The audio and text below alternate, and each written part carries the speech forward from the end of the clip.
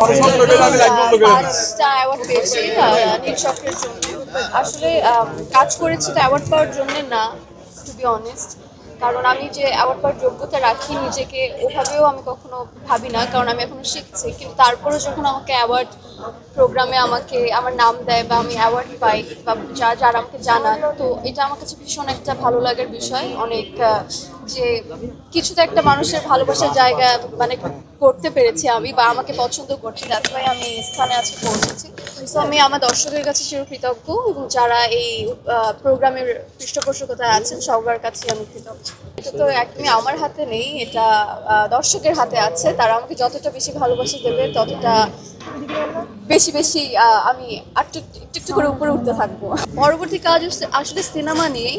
আর এই বছর shooting start কিছুদিন পরে একটা হবে, আরেকটু দেরি আছে। এক্সট্রিম মশার কয়েল প্ল্যান্ট ফাইবার দিয়ে তৈরি, ডেঙ্গু চিকুনগুনিয়া বাহি সহ যে কোনো মশার বিরুদ্ধে দেয় এক্সট্রিম সুরক্ষা। তো সবকিছু মিলে 3টে প্রজেক্ট লক হয়েছে। যেহেতু ছোটবেলা থেকে নাচি, এটা আমি আসলে অভ্যস্ত, ভীষণ পরিমাণে এনজয় করি আমি নাচ করতে। তো যখন আমি কোনো স্টেজ পারফরমেন্স করি আমার কাছে মনে হয় না যে এই ভয় লাগছে বা কিছু হবে নাকি বা নার্ভাস। আমি খুব এনজয় করে ডান্স পারফরমেন্স করি, খুব ভালো লাগে। আমার মনে হয় যে অনেক কাজ করতে হবে, ব্যাপারটা এরকম নয়। ভালো মানের কাজটাই দিন শেষে সবাই চায়।